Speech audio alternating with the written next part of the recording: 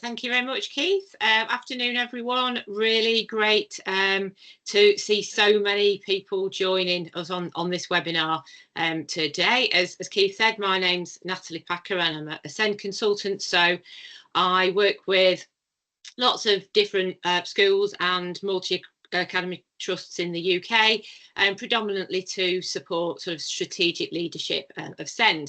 And one of the things that I'm spending quite a lot of time doing at the moment in terms of support is really to support school leaders and trust leaders to either to set up and establish internal resource provision or to help leaders to quality assure this type of provision if they've already been sort of set up in their schools. So in this webinar today, what I'm hoping to do is to share some of those kind of key messages, key guidance around establishing effective resource provision, and also to share some examples of good practice, and to briefly share with you an example of a self-evaluation framework that you can use to support your development if you're at that stage, or to review provision if you've already got provision in place. So I'm just going to start sharing my screen. Okay, and as Keith said, I'll sort of kind of talk through the presentation for approximately sort of 45 minutes. And then we'll kind of go to any questions. So if you have any questions during the course of the session, if you just want to pop them into the chat, and then we'll try and answer as many of them as we can do at the end. Okay.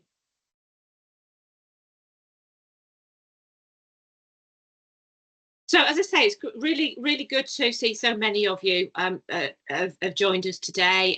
Some of you from the UK. We've also got a number of people from international schools as well, which is great. And I think just in terms of the kind of the popularity of this webinar, the fact that we've got sort of over 70 people have joined us today just shows that this is a really quite a key topic for a number of schools at the moment, be that in the UK or be that elsewhere. And a lot of that is because many schools at the moment have increasing numbers of children with special educational needs and increasing numbers of children with quite complex needs who are now attending the mainstream schools. And if we just as an example take the UK context into consideration for a couple of minutes. The graph that I'm showing here on the left gives us an indication of the numbers of children and young people with education, health and care plans, so those pupils with the most complex levels of need, who are and have been educated within mainstream schools and in special schools as well across the UK since 2017, and we can see there that if we look at the sort of the trajectory of pupils educated within special schools, that's a fairly steady trajectory over time. If we look at primary and secondary mainstream schools, however, we can see that there's a bit of a kind of steeper trajectory, if you like, particularly in the last couple of years. And that's where the challenge is. Mainstream schools with more and more children who have got complex needs, and that situation means that leaders have to really think about the different types of different ways that provision can be put in place for those pupils. One of the ways that can happen is through development of sort of resource provision. And this is very much the way that the UK government is going in terms of their overall sort of direction. I've just put a quote there from Bridget Phillipson, the Secretary of State for Education, where this was from a speech that she did for the Confederation of Schools Trusts back in November last year, where she's talking about that real sort of focus on mainstream inclusion. And she talks about having seen some great examples of mainstream schools delivering specialist provision through the use of SEN units and resource provision. And this is something that the government are going to be encouraging more of. Now, when she talks about SEN units and resource provision, That's the specific terminology and definitions that we use within the UK to talk about those provisions that are usually done in partnership with local authorities. We might refer to them as designated provisions, where the local authority would be commissioning places and would control admissions. The difference between the two, SEN units, we use to refer to those sorts of provisions where pupils are taught in sort of separate classes for the majority or sometimes all of the time, whereas resource provisions are provisions where the children would be taught for at least half of their time within mainstream classes, but then would have access for the rest of the time to that kind of specialist base. Overall, at the moment in the UK, we've got approximately 1,600 mainstream schools that have got designated units or resource provision, educating around, I think it's something like 28,000 pupils. But we know that in addition to those designated provisions, we also have many more schools that are now setting up their own internal specialist provisions, where the schools are creating the provisions themselves, and it's provision for those pupils who for whatever reason cannot access full-time mainstream classes, and the provision sort of provides that extra adult support, personalised curriculum, and an opportunity to really focus on some of those specific skills that are related particularly to their needs. We have all kinds of different names for those sorts of provisions. I've just put a few examples up there on the screen. I am finding, just from personal experience, that the Arc and the Bridge tend to be quite common, popular names for this type of provision in a number of schools, but probably making reference to the fact that this type of provision, the idea generally is to really kind of form that bridge, if you like, between sort of specialist and mainstream provision. So this is the sort of provision that we're going to be focusing on during the webinar. So what are the benefits of schools setting up their own specialist provision, be that with the local authority or be it internal provision? Why might schools and why might leaders be considering this? Well, as we've just said, predominantly it's about supporting that increasing complexity of need within mainstream schools, and will often enable a kind of a flexible approach to budgeting for and organising special educational needs provision within the school, because essentially what most schools will be doing if they're developing this provision is pooling resources. So pooling resources, pooling funding, pooling staffing, in order to group pupils potentially with similar needs together, in order to be able to provide more of that specialist provision at a bit of a larger scale. So we can essentially see this provision as moving away from perhaps more of that traditional one-to-one provision for pupils with complex needs, and moving towards that provision being put in place for a group of pupils, which is a much more effective and efficient way of using the, let's face it, the limited resources that most schools have. At the same time, this kind of provision is enabling pupils with complex needs to be educated within their local school alongside and often with their mainstream peers. And from a UK legislation perspective, this is then providing parents with that statutory choice of a mainstream education, and enables the children and young people themselves to be educated with, to be having some lessons with, to be socialising with their mainstream peers as well. One of the I think one of the key things to consider for anyone setting up this kind of specialist provision is about getting the right staff. And I'll talk a little bit more about this later on, but you ask any leaders that have set up provisions, to sort of what are some of the most important things to get right, around specialist provisions, and one of the things that many of them will say is, getting the right staff in place, with staff that have got the right attitude, the right levels of skills, expertise, and knowledge.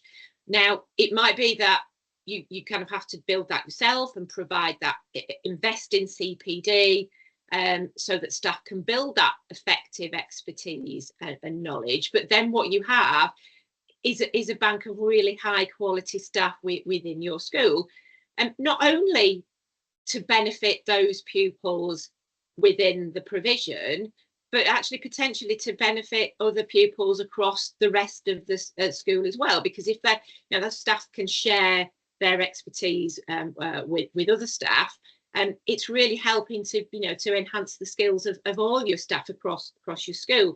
And for me, this is one of the biggest benefits overall for a school who are thinking of developing this type of specialist provision, because actually, if it's done well, if it's done effectively, it can have a really positive impact in terms of that whole school approach to SEN.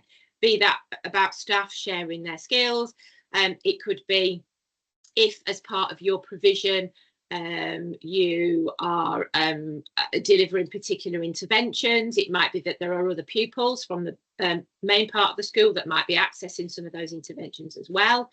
If you're thinking about how you're developing, a really kind of inclusive, communication friendly environment, that's not just about what you're doing for the provision itself and the space that the provision's in, but for the rest of the school. So that there's real kind of potentially real benefits to developing that very inclusive whole school approach. And ultimately, it's about enabling every pupil to receive the support that they need to meet their particular needs at an appropriate level, in an appropriate setting, where there are those opportunities for them to be included alongside their mainstream peers, whilst focusing on some of those really key outcomes that are important for them as an individual. So if you're in a position where you're thinking about developing a resource provision within your own school, where do you start? What are the important things to consider? I've just put 5 key areas up here on the screen, and these are 5 kind of key areas which I would say are really essential for leaders to be considering. Now, these 5 areas are the ones that we use within the specialist provision review framework that we developed to support leaders if they're developing provision, or if they want to self-evaluate the quality of provision that already exists. And I'm going to talk a little bit more about the framework later on. I'm going to show you what the framework looks like within Evaluate My Schools. But just to give you a little bit of context, this self-evaluation framework was something that I developed alongside some other colleagues. So that's Jennifer Duncan, who is Executive Head Teacher and SEND Lead for Tees Valley Education Trust, who are a trust of schools based in the North East, and also Anna Hall, who is Director of SEND for Impact Trust. And as I say, we put this framework together really just to kind of support leaders with that self-evaluation process, and to enable them to just to think about some of those key things that are important when you're setting up or quality assuring that provision, starting with the leadership and management, which is absolutely key, because it's any provision, it's got to start with that drive and commitment from leaders, and I'm going to talk a little bit more about that later on. So I'll come back to the actual framework itself later and just show you a little bit of that framework. In terms of the starting point, then, where do we start? What are the key things that we need to consider if we're setting up a provision sort of from scratch? And I'm just showing you this diagram here of a specialist provision roadmap, which is actually something which I didn't develop myself. I've changed the visual slightly, but the idea of it comes from Ashley Eastwood, who's executive leader for Learning in Harmony Trust. who are a trust of schools in London and Southend, and Ashley very kindly shared their roadmap that they've been using as a trust for their schools that have established resource provisions, and they've got a number of schools in their trust now who've been on this journey. So in terms of the idea of the different stages, very much their ideas, I say, I've just changed the visuals slightly. So what I want to do is to kind of take you through each of these stages or steps on that roadmap, and just to share a couple of kind of key points, questions for you to consider, as I say, if you're in this position of thinking about setting up provision. Before I go through each of the stages, though, I think it's important to say that you can see at the bottom of the roadmap actually that underpinning all of these stages is that really important, transparent and effective communication with all stakeholders. I'm talking about leaders, staff, pupils, and really importantly parents there as well. And it's important that communication goes all the way through. So starting with the first stage, which is around vision and purpose. As I just mentioned, any kind of provision that you're setting up has got to be driven by the leadership team, and it needs to start with establishing some real clarity about what the provision is actually going to be, for what's the overall aim of the provision. Essentially, it's for those pupils who, for whatever reason, cannot access full-time mainstream classes as a result of their kind of complexity of need. This type of provision should not be put in place because teachers are finding it difficult to manage behaviour, or teachers are not making reasonable adjustments for pupils in their classes. That's completely different thing. And so actually, in a sense, before we even start thinking about the vision and purpose, I suppose the starting point is to make sure you've got your foundations in place, because we need to start with ensuring that there is an inclusive culture, that there are structures and systems for effective behaviour management, that high quality teaching is in place. All of those things need to be in every classroom every day. This is about that provision for those pupils who, despite all of that effective high quality teaching, still are not able to access full-time mainstream lessons. So we need to think about, as I say, what's the overall vision and purpose? How will all leaders and governors be involved? Governors need to very much obviously be very part of this and be committed to effectively developing the provision, and really thinking about how the provision is going to be developed as an integral part of the school. This is about, when we talk about effective SEN provision in any school, it's about that idea of the built-in, not bolt-on approach. To quote Margaret Mulholland, she talks about this idea of we can't have anything that's separate, because it will always be seen as separate. And yes, this is about specific additional provision, but it very much needs to be an integral part of the whole school.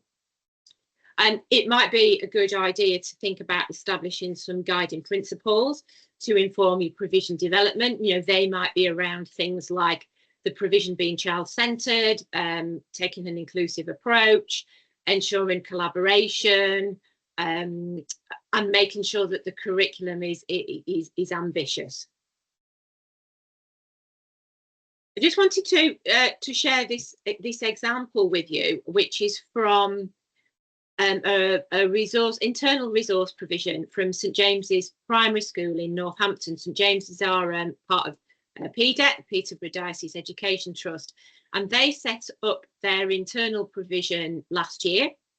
It's a provision for early years and Key Stage 1 pupils with communication and interaction needs.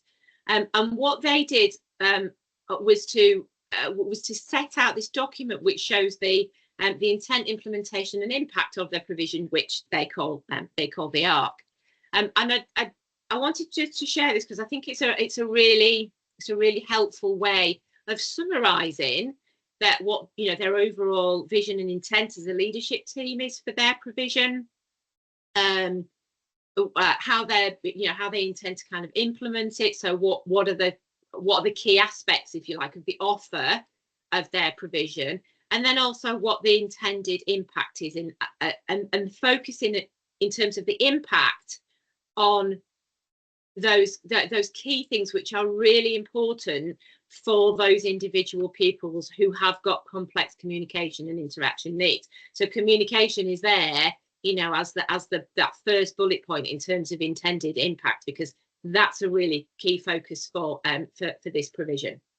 So just thought that was a nice way of kind of setting out in a fairly brief way that overall intent, implementation, and intended impact of the provision within that school. Second stage then on our roadmap is to do some research.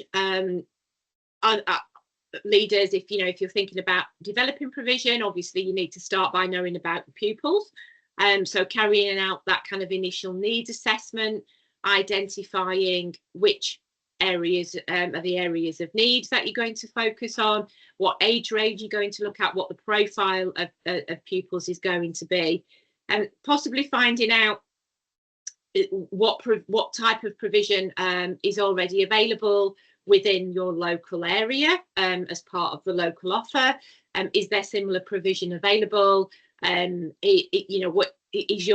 your provision be different in any way? Maybe having conversations with leaders who've already established this type of provision, and to sort of get some ideas and some support, and to share best practice. One of the things which I always say is absolutely key to developing provision, particularly if any of you are looking at developing resource provision with your local authority, and that is developing really clear admissions guidance, and having that right from the start, that admissions guidance and criteria that sets out the profile of needs that your provision is going to be meeting needs for, the age range, expectations around things like access to the mainstream. And once you set out that guidance and that criteria, try and stick to it. I think, as I say, particularly important where you're looking at establishing this kind of provision with local authorities, because then there's that really clear communication and understanding right from the start of what your provision is there to do and which pupils your provision is there to support. But equally, really helpful for those of you thinking about setting up internal specialist provision, because then you can be having those clear, informed, transparent conversations with staff and with parents as well. The next thing is then obviously thinking about how you're going to fund the provision. This might be one of the key challenges. Trying to find money always is a challenge. Seems to be an increasing challenge at the moment for most schools. So thinking about funding wise, what you're going to need to cover your staffing and resources costs, and where that funding is going to come from. Are you going to, for example, pool EHCP funding? Are you going to be taking funding from other areas of your school budget? And also consider any sort of initial setup costs that there might be for things like making adaptations to the building, and buying some of those sort of initial resources that you'll need. Now, just in terms of thinking about your funding and how much the provision is going to cost, it is of course going to be dependent on actually what your offer is.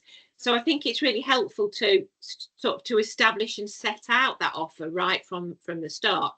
And I've just put up an example here of a core offer For a secondary ARP, that's an additional resource provision, and this is a secondary school provision, pupils with communication interaction needs and also SEMH needs as well.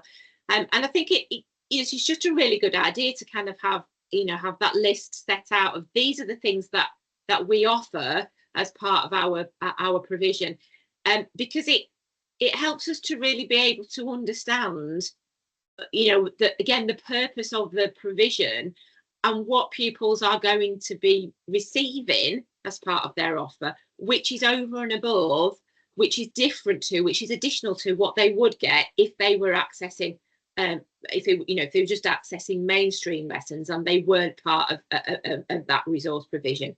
So setting out that clear offer, I think, is often helpful as well.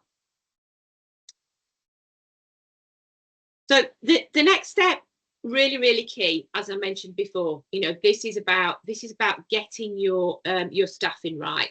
And I have to say, from just from my own experience of speaking to leaders, of going in and reviewing resource provisions, which I do quite a lot of now. This is such an important thing, where schools can get the staffing right. That's such a key part of ensuring that these provisions are effective. So it's thinking about, first of all, who is going to take that overall strategic lead for the specialist provision. And this needs to be somebody who's got that level of knowledge, of expertise, of SEND expertise, and also has that experience of leadership as someone who is in a position to be able to consider the strategic needs of the provision, and to do that as part of the whole school. So, somebody who it might be the SENCO, it might be another member of the senior leadership team, but they've got to be able to be in that position to have that whole school impact and to be able to make those strategic decisions.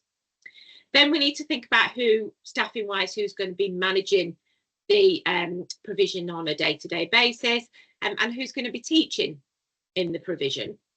And at this point, I think I'll just really ask you to kind of reflect on that principle around, pupils with SEND having the right to access the highest quality provision and teaching and learning. And the reason that I'm saying that is because it may be that in your provision, the staff that you have are teaching assistants or higher level teaching assistants, not necessarily teachers. There may be a number of reasons for that, just in terms of resourcing, funding, etc. But just always ask yourself that question around that access to high quality teaching. And are these pupils, whoever it is that's teaching them on a day-to-day basis, when they are in the provision, are they accessing really high quality teaching? And then we need to think about, other staff in the provision, other teaching assistants, other support staff, and ensuring that everybody is clear of their responsibilities, but not just the staff in the provision, but all the staff throughout the rest of the school as well. Particularly where if your provision is a provision where the pupils are still going to be accessing mainstream lessons for some or most of the time, then it's really important that all of our staff are skilled enough to be able to meet the needs of those pupils, whether that's in lessons or whether it's when they meet the children in the corridor or during lunchtime or whatever. So having a really robust CPD plan and investing in high quality staff and training for all staff is going to be a really key part of developing a successful provision. Now, that's not always easy. We know the difficulties, certainly in the UK at the moment, in terms of recruiting quality staff, particularly support staff. It might be that you will need to grow and develop your own staff in house, and again, that's where that that high quality CPD, and investment in training is really important. Next, we need to think about the learning environment. So considering whereabouts in the school the provision base will be, which spaces are we sort of dedicating to our specialist provision? Are those spaces fully accessible? Are they safe? Can they be used flexibly? So you may have a sort of a main teaching space for the provision, but you may also then need additional breakout spaces for things like interventions and for calming. You might need sensory spaces. You might need access to outdoor space, toilets, changing areas. Depending on the needs of your pupils, you may also need space for large equipment, things like wheelchairs and so on. And let's think about how that space is going to be set up and how the environment is going to be adapted to meet the needs of the pupils. And again, this isn't just about the actual space in the provision or the base. This is about the environment across the whole of the school. So, for example, if you're developing provision which is for pupils with communication and interaction needs, and you're going to be using a particular approach to communication, so using signs and symbols, for example, we want to make sure that that's reflected not just in the provision itself, but in the rest of the school. In terms of the main sort of teaching space, it might be appropriate to be zoning that space so that you've got particular areas, so it's not just one big space that becomes a little bit too overwhelming for children. So just a couple of examples that I've got here to show you.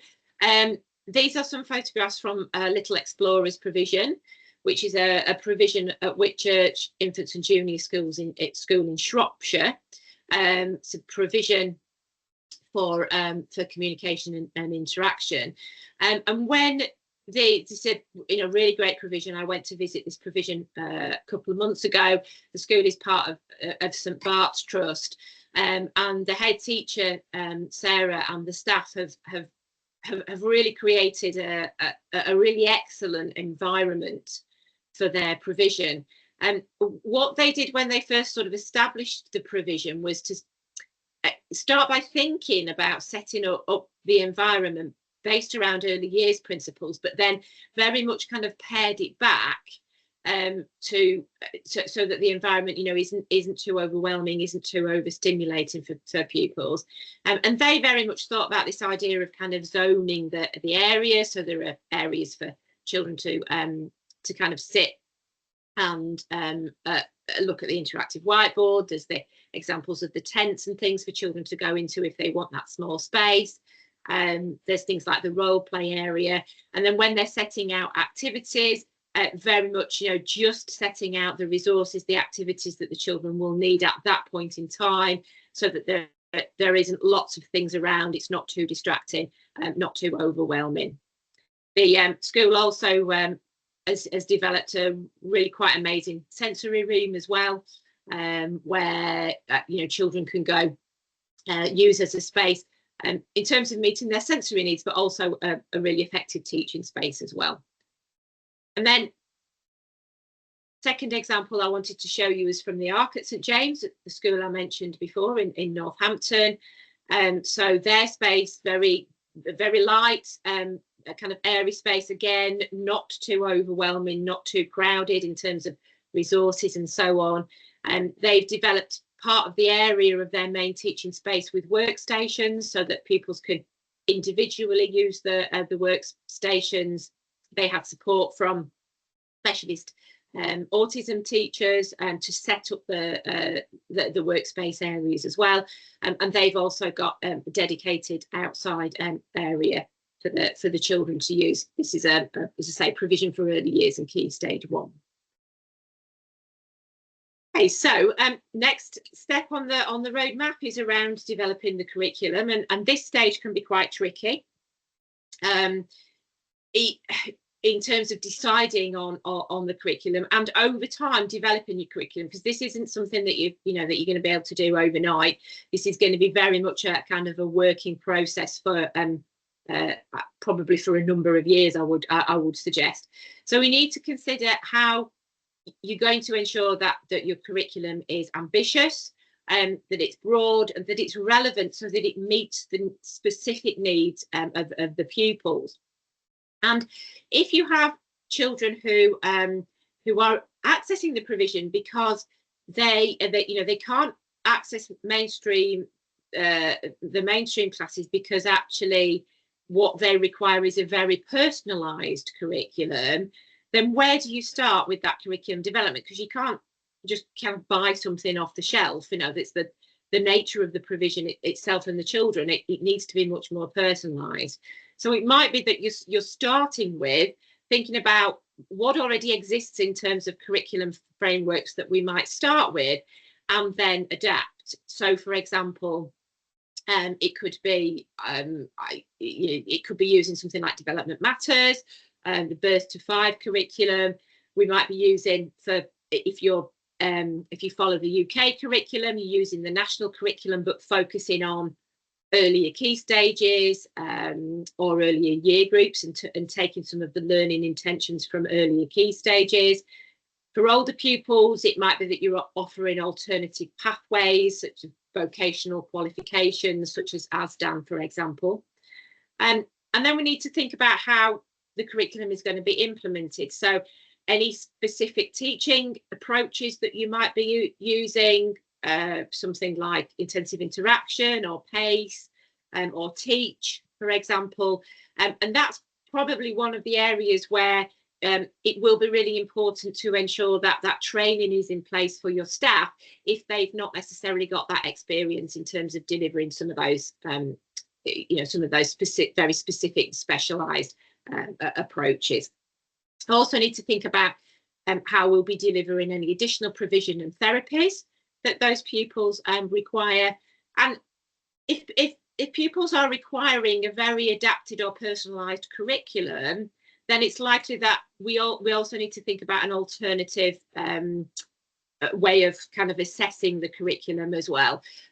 So it might be that your whole school assessment frameworks don't break down the curriculum enough into some of those real small steps that we want to be able to see in terms of progress for many of these pupils. So you might be looking at some of those other assessment frameworks that are available, such as B Squared or Pivots, or the communication trust framework to support some of that assessment.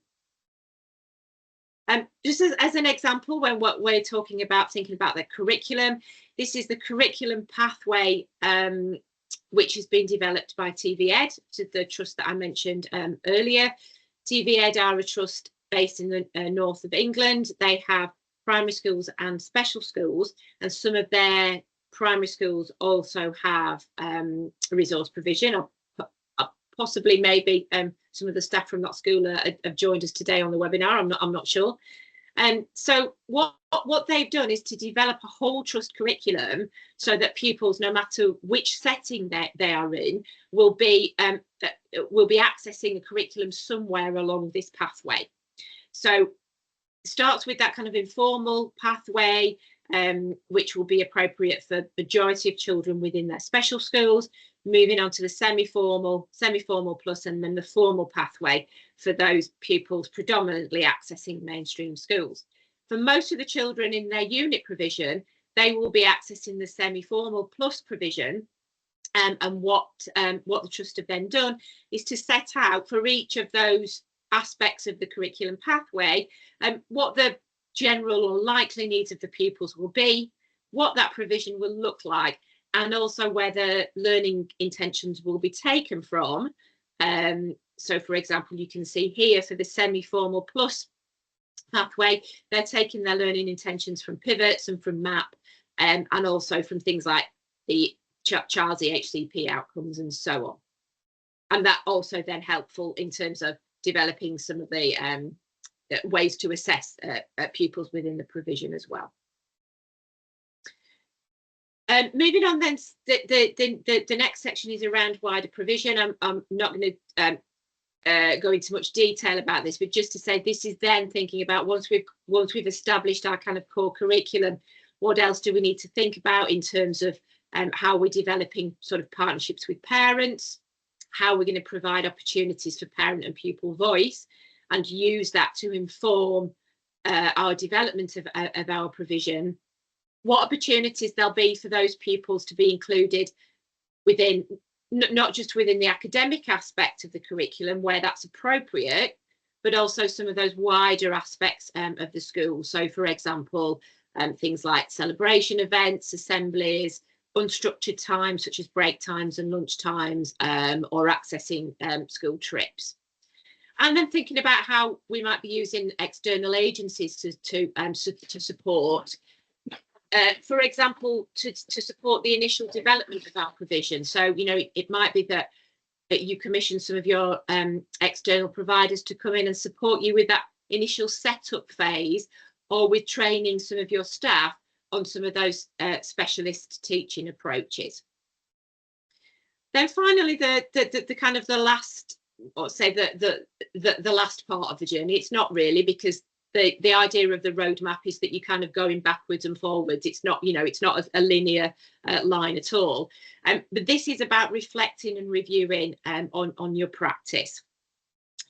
Whenever I'm talking to leaders who've already set up their own provision, and I ask them for some kind of, you know, what are the top tips for other leaders who are thinking about doing this sort of thing. One of the things I already mentioned that they said is about making sure you get the right staff. And the other thing that many leaders will say is really about, you know, ensuring that you're constantly reflecting and reviewing on your practice, and actually being prepared to be flexible and to make changes, because there'll always be lots of surprises. And because of the nature of the children, the nature of the provision, you will constantly need to be reflecting, reviewing, and making adaptations to that provision.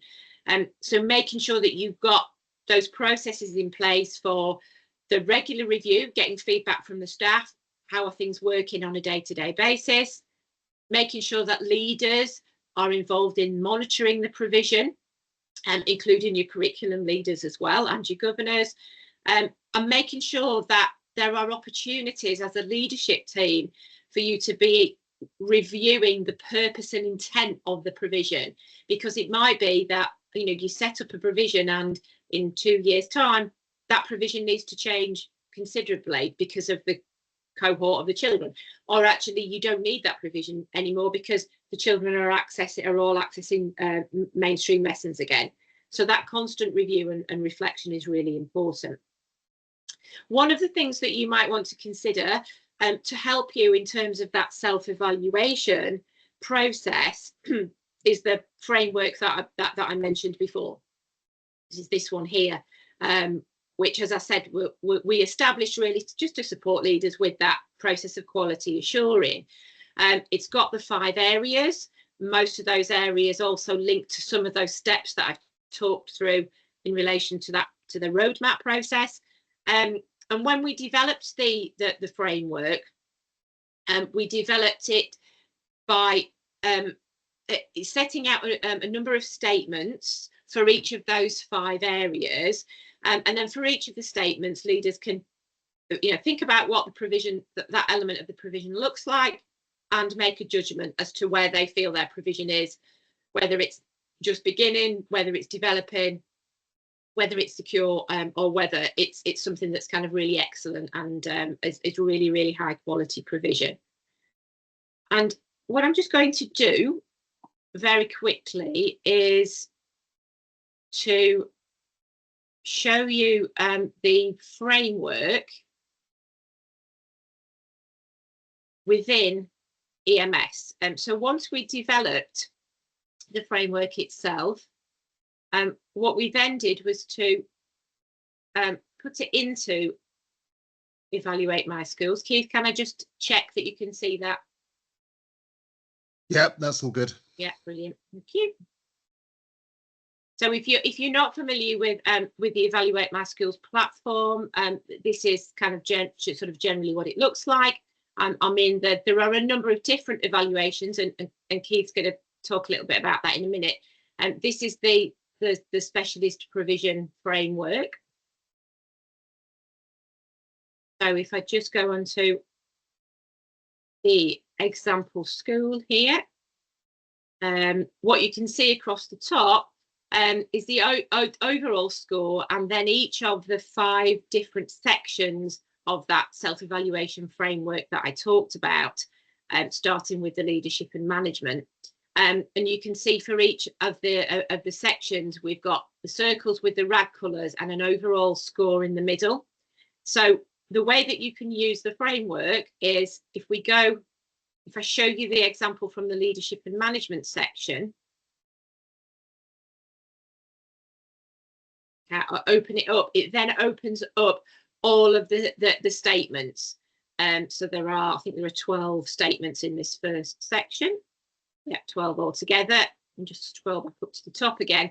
And so for each of the statements, what you can do is to rag them depending on whether you feel for that particular statement it's something that's beginning, developing, secure, or embedded within your school.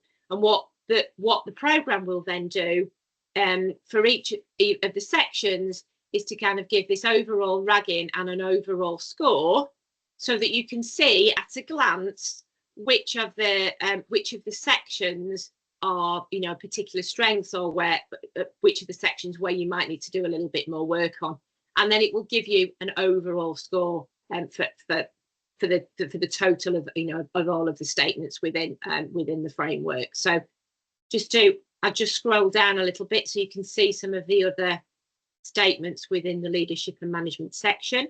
And I'm particularly keen to show you this one because I think this is, you know, that this is such an important section, because as I said before, it's developing this sort of provision, you know, it's got to come from leaders, it's got to be driven by leaders. That commitment from leaders and governors has absolutely got to be there.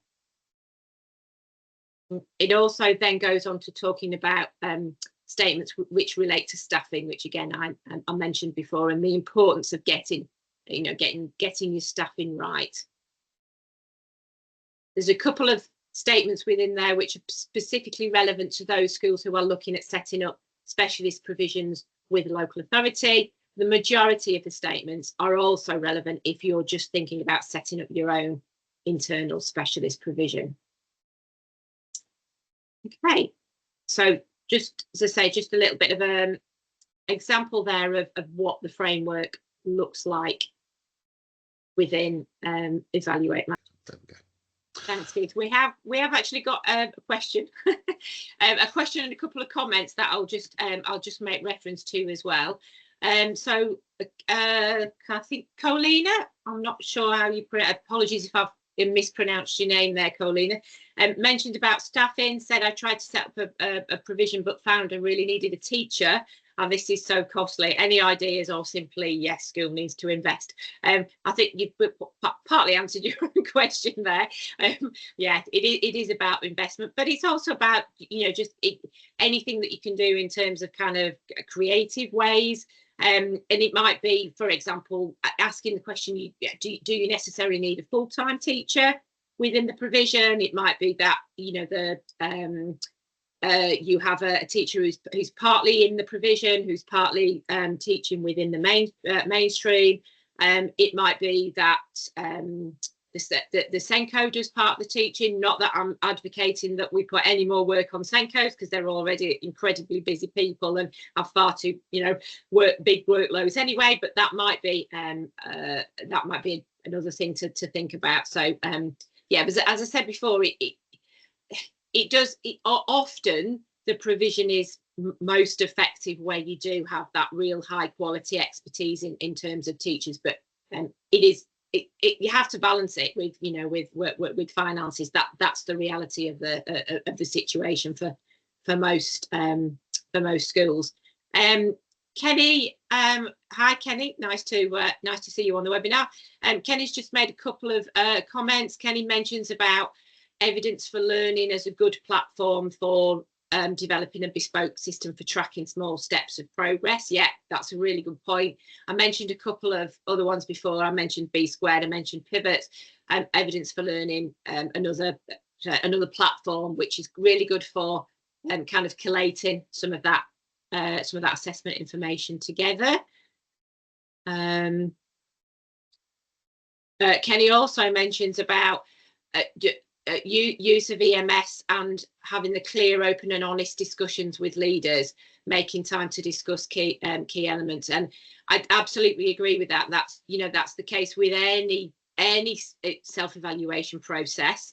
Just, no matter what platforms or tools you're using, actually the platforms and the tools, as really helpful as they are only as good as the quality of the discussions that you're having with leaders. Holly's just put some more information on the evaluation into the chat. I think the rest of the comments in there are from the AI bot. So I think that's it, Keith. I think the only other one was, are we able to share these slides? Are you happy if we email them out at the same time we email the other things? Okay. Absolutely. Fantastic. Yeah. Well, thank you all very much for coming along. Thank you very much, Natalie, for your wisdom, etc. We'll hang on a couple of seconds, but otherwise, see if anyone's got any other questions. But otherwise, we will call it a day. And if you're on half term, enjoy the end of it. And otherwise, enjoy the weekend when it comes. Thank you. Thanks, everyone.